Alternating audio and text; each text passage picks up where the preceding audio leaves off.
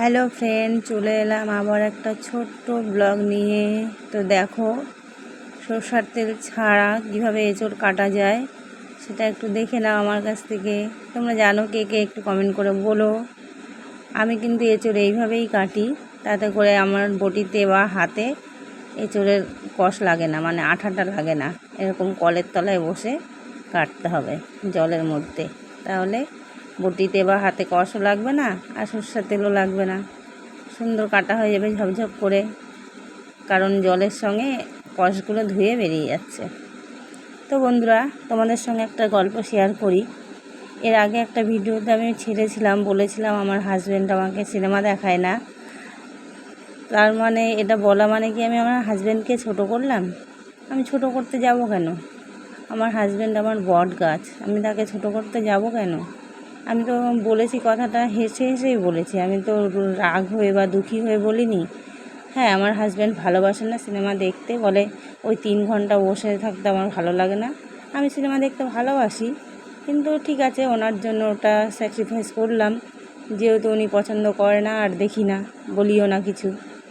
আর আগের কথা বাদ দাও, এখন তো সিনেমা দেখতে গেলে মাথাপিছু 500 টাকা। শপিং মলের ওপরে হয়েছে সিনেমা হল, টিকিটই 300 টাকা। তারপরে খাবার দাবার বাইরে থেকে নেওয়া যাবে না, ওখান থেকেই খেতে হবে, ভীষণ খরচ, ভীষণ দাম। তো এখন আর সিনেমা দেখার কথা বলি না। আর আমিও আস্তে আস্তে চেঞ্জ করে দিয়েছি যে ঠিক আছে, আমার হাজব্যান্ড যখন পছন্দ করে না, আমি ওটা নিয়ে আর মাথা ঘামাই না।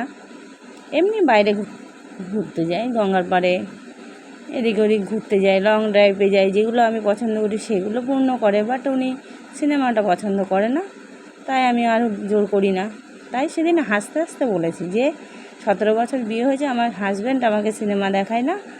3টে সিনেমা দেখেছি ওনার সঙ্গে। তাতে করে আমার হাজব্যান্ডকে ছোটো করার জন্য আমি ভিডিওটা করিনি, জাস্ট একটু মজা করে বললাম। আর উনি আমার হাতে মাখা ভাত খেতে ভালোবাসে, কারণ মানে ছেলে মেয়েকে চটকে চটকে ভাত মেখে দিই, তো সেটা উনি দেখে, ওনার ওই মাখাটা উনি পছন্দ করে। আর আমার হাজব্যান্ড একটু ডিস্টার্ব আছে, তোমরা যে জানো সে জানো যে ওর কী প্রবলেম। তো হাত দিয়ে চটকে ভাতটা ভালো করে মাখতে পারে না, তো ডাল দিয়ে আর লেবু দিয়ে, ওই জন্য আমাকে বললো তুমি ভাতটা চটকে মেখে দাও।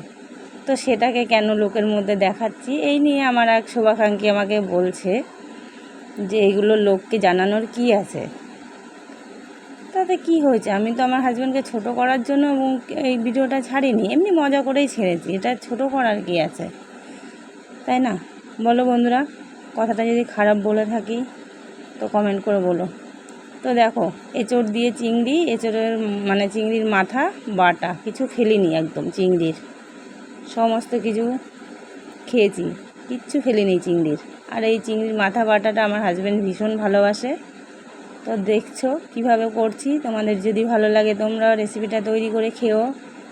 ভালো লাগলে লাইক করো, কমেন্ট করো। চিংড়ির মাথা বাটা, এঁচোড় চিংড়ি, চিংড়ি দিয়ে লতি ভাজা। অন্যদিন লতি আর চিংড়িটা অন্যটাই করি, আজকে ভাজাই করেছি। তো সব রেডি হয়ে গেছে, এদিকে মাথাটা বাটা হয়ে গেল, এদিকে আমার এঁচোড়টাও তৈরি হয়ে গেছে। আর বড়মশাই টেবিলে বসে গেছে খাওয়ার জন্য। আর এই ভিডিও করছি জন্য উনি বলছে খেতে দেবে, আগে খেতে দেবে না ভিডিও করবে, রেগে যাচ্ছে। 1টা বেজে গেছে, উনি খেতে চলে এসছে। তো আমার মোটামুটি সব রেডি, দেখতেই পাচ্ছ, একদম গাছপাঠা রেডি রান্না করে হাজব্যান্ডকে দেবো এখন। জাস্ট একটু ঘি দিয়ে দিলাম, এবার রান্না কমপ্লিট হয়ে যাবে, ঘি আর গরম মশলা আর চিনি দিয়ে। তো বন্ধুরা, ভুল কিছু বলে থাকলে সরি। ভিডিওটা ভালো লাগলে লাইক কমেন্ট করো, আর রেসিপিটা ভালো লাগলে তোমরা তৈরি করে খেও। Thank you. কী আর বলবো, কথা আর কিছু খুঁজে পাচ্ছি না। দেখো, এই ঘি দিয়ে দিলাম, আমার এঁচোড় রেডি একদম।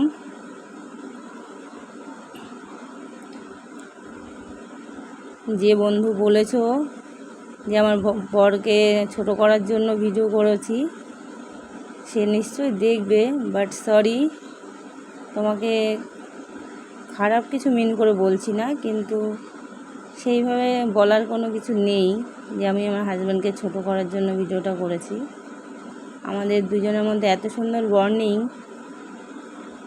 আমাদের মধ্যে ঝগড়া অশান্তি বা রাগারাগি এসব কিছু নেই। Bye, thank you.